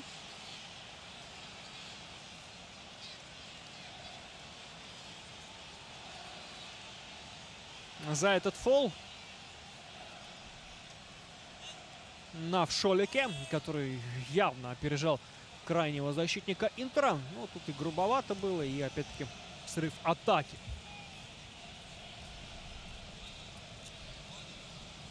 По вопросу желтых карточек, по своей личной статистике, Пьеро Джакомелли, главный арбитр сегодняшней встречи, сегодня не изменяет себе. В предыдущих матчах он показал 34 желтые карточки, причем обслуживал он 10 матчей в текущем чемпионате. Стало быть, в среднем за игру показывал чуть больше 3 предупреждений. Икарди был близок к тому, чтобы счет сравнивать, а счет сравнивают Перишич.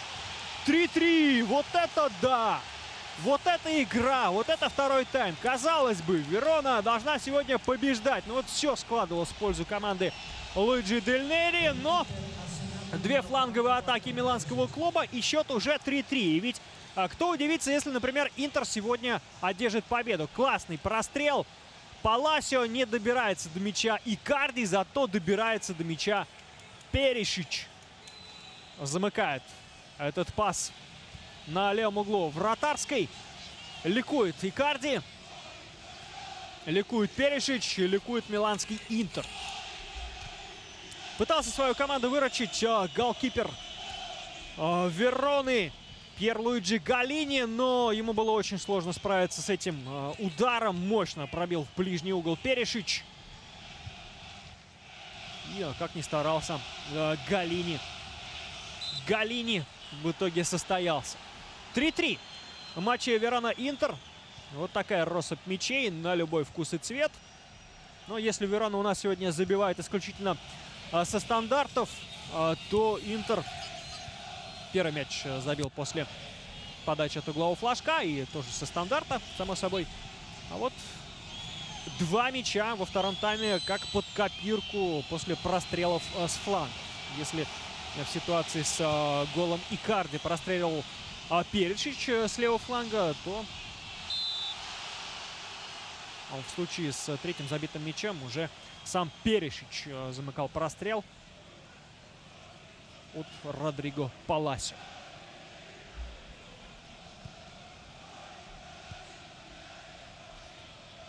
Веселый матч. То ли еще будет. Наверняка и гол Перишича не последний в этом поединке, в этой фантастической битве. По крайней мере, я уж точно не удивлюсь, если, например, Верона или Интер забьют еще. Но Верона не забивает у нас с игры. Верона забивает исключительно со стандартов. И теперь вот как не вспомнить, да, момент, который случился буквально пару минут назад у Хуанита был. Вот Хуанита еще один удар наносит, абсолютно не опасный. И такой парашютик зажигает над Самиром Хандановичем.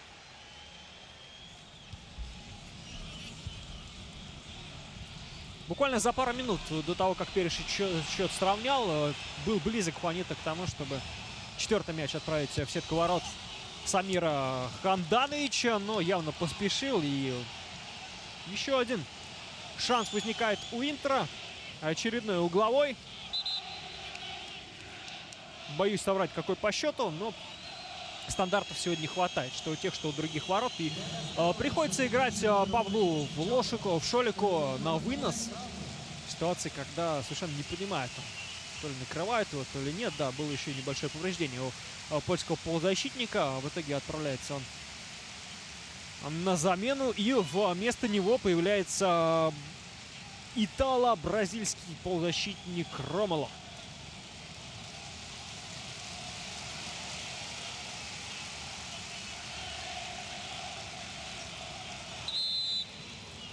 Второй матч для Ромело в текущем сезоне. Подача.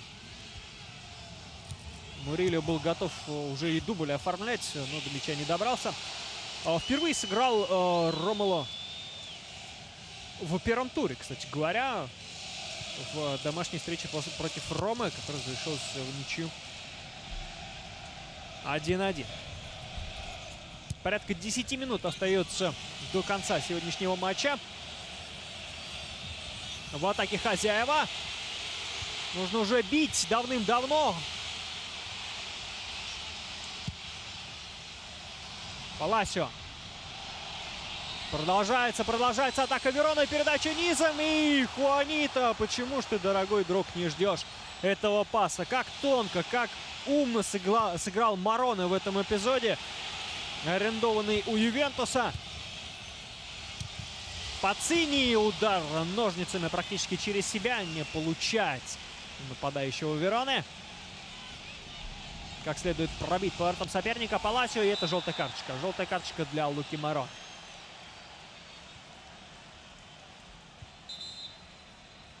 От ножа действуют соперники на последних минутах этого супер противостояния. Никто совершенно не ждал, что настолько ярким получится матч Вероны и Интера.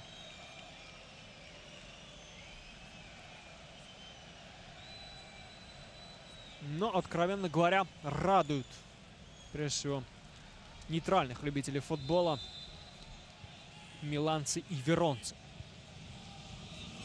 Бьябьяни на поле появляется, выходит он вместо Алекса Телеса. Занимает он позицию правого защитника. На левый фланг отправляется Юто Нагатома. И Бьябьяни уже ускоряется по своему флангу.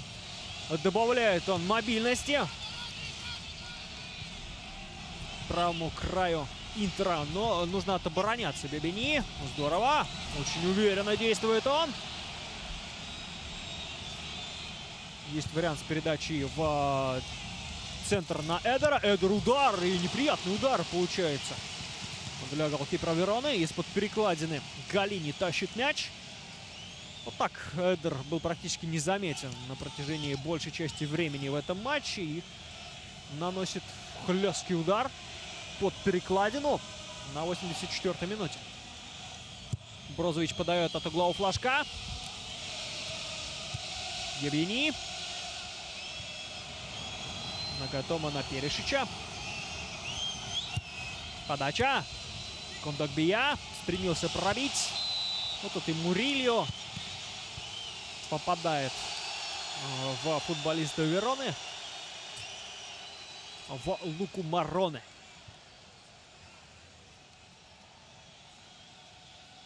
Причем я бы не сказал, что у Мороны как-то слишком серьезно досталось. Ну, пожалуй, само падение было не очень аккуратным, не очень приятным для игрока центра поля хозяев. Вот контакта как такового с Джейсоном Мурильо тут и не было. 85-я минута. Верона Интер 3-3. Пуанито. Пас назад. Практически нет передач на третьего у футболистов Вероны в этом матче. В этом смысле их ресурс очень ограничен. Заброс из глубины поля. Пацини. Жилберто. Не получается у него обыграть Бьябьяни. А вот теперь выходит Жилберто. Удар в ближний угол. Мяч попадает в штангу. Вот это да! Кто бы мог подумать, что Жилберто так легко разберется, пусть и со второй попытки, но все равно с Бьябьяни. Мороне очень долго принимал решение. Паласио. Брозович. Здесь офсайд. Офсайд у Икарди.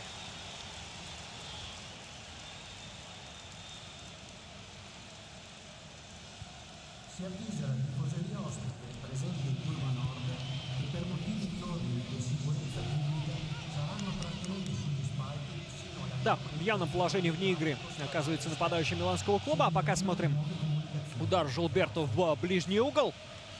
И Самир Ханданович, похоже, сам не особо верил, что будет нанесен удар именно в ближний угол. По крайней мере, вряд ли свою команду выручал бы, если бы мяч пошел в створ ворот. Эдер борется на втором этаже, а вот теперь футболисты Вероны борются друг с другом. Жилберто. Неплохо. Мороне. Перевод направо. Очень хороший получается. Дело до удара доходит. И мягкий удар. Фантастика! Фантастика! Как же близок был Ромуло к тому, чтобы гол-красавец забить ее, практически похоронить Интер в сегодняшнем матче. Чуть-чуть не исполнил бразилец с итальянским паспортом.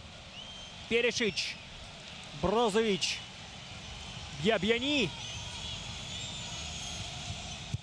Подача. Забивать обязан был Икарди, но не попал в дальний угол. Вот это матч! Практически без обороны и без центра поля играют команды в концовке этой встречи. Только что Ромуло едва-едва не отправил четвертый мяч в сетку ворот Хандановича. И вот ответ Интера. Ведь все видел Ромало, да? Мягко пытался перебрасывать. Ну, не получилось прям уж совсем мягко. Но ведь все видел. Все видел Ромало. Видел, что Ханданович слишком далеко вышел из ворот. Видел, что была возможность перебрасывать голкипера. И ведь немного не исполнил. Перешич. Кондогбия. Нагатомо. Да нет, тут даже и не Нагатомо. Тут Эдер, конечно же. Нагатомо не успевал к этой атаке. И удар от ворот последний.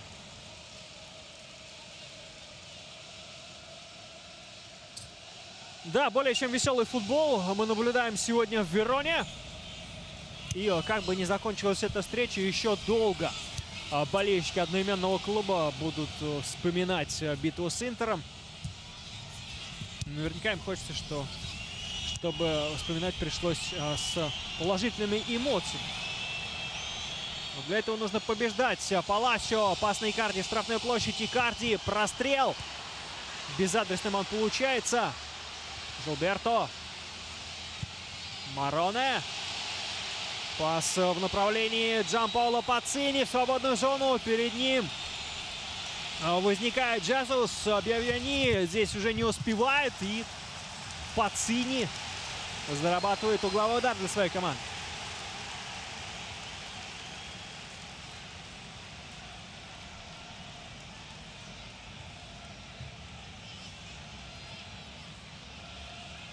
Выжил абсолютный максимум из этой ситуации Джанпаоло Пацини. Уже практически на бровях Жезус.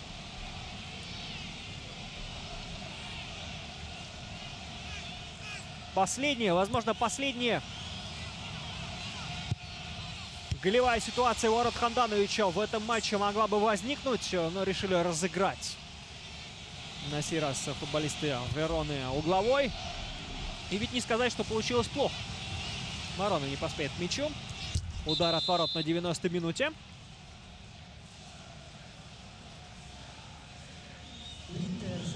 И последняя замена в составе у Интера. На поле Адем Льяич появляется вместо Эдера. Не знаю, конечно же, не мне критиковать Роберто Манчини, но я думаю, что, уважаемые друзья, согласитесь, что немного передержал с этой перестановкой главный тренер Интера.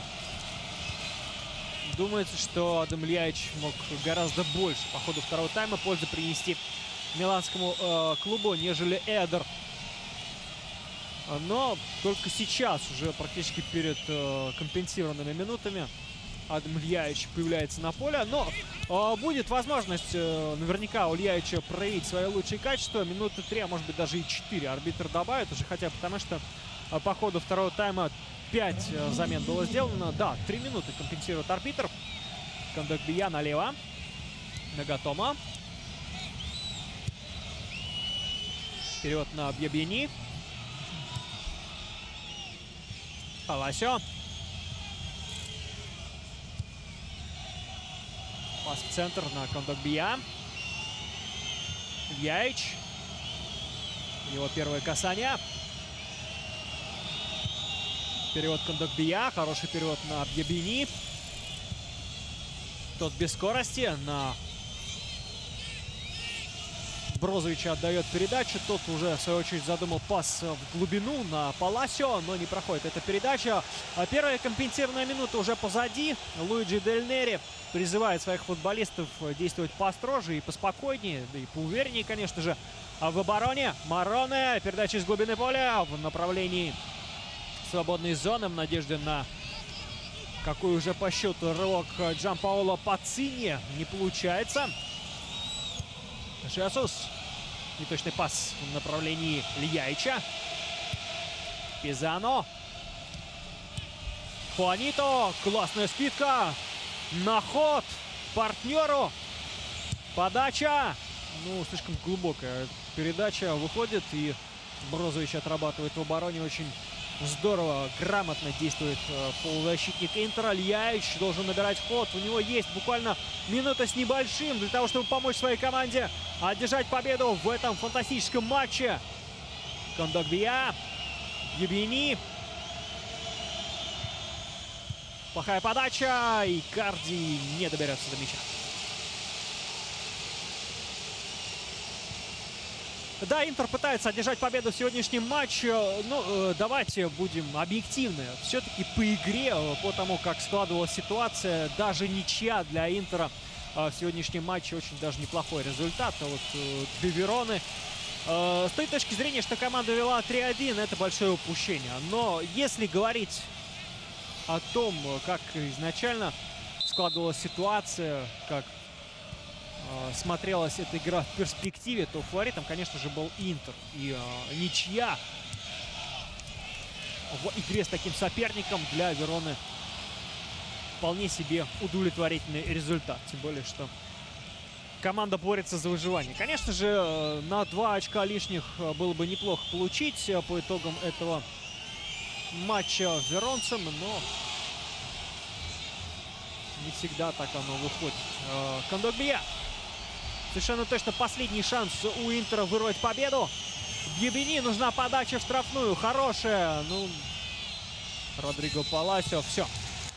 3-3. Думается, заслуженный результат. Заслуженный и для Вероны, и для Интера. Хотя, само собой, и Верона могла рассчитывать на большее. И Интер тоже стремился к победе. 3-3. Забивали сегодня у хозяев Хеллендер, Пизано и Ионице. В составе Интера отличились Мурильо, Икарди и Перишич. С не лучшим настроением покидает поле Роберто Манчини. Наверняка и Луиджи Дель Нери тоже ждал гораздо большего. Но мы, сторонние наблюдатели, любители итальянского футбола, не сомневаюсь, получили удовольствие от сегодняшней игры. И Верона и Интер нас сегодня порадовали. Для вас работал Дмитрий Жичкин. Играйте в футбол и не только на приставке. Всем пока.